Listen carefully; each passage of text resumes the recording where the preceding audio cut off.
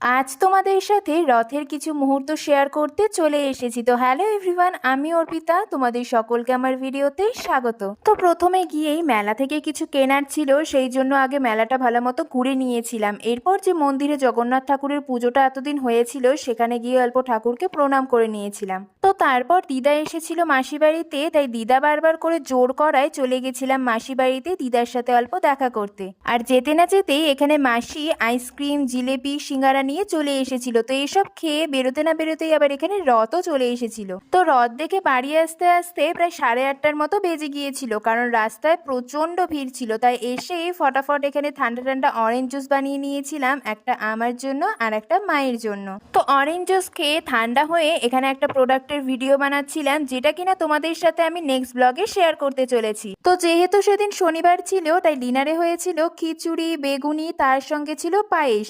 তো রথের মেলা দেখে কিছু কেনাকাটা করে বাড়ি এসে আবার ডিনারে খিচুড়ি খেয়ে আমি তো সেদিন দারুণভাবে এনজয় করেছি। তোমাদের দিনটা কেমন কেটেছে কমেন্টে জানিও। আর এই ভিডিওটা ভালো লাগলে অবশ্যই চ্যানেলটিকে সাবস্ক্রাইব করে দিও আরও এরকম নিত্য নতুন ভিডিও দেখার জন্য। বাই।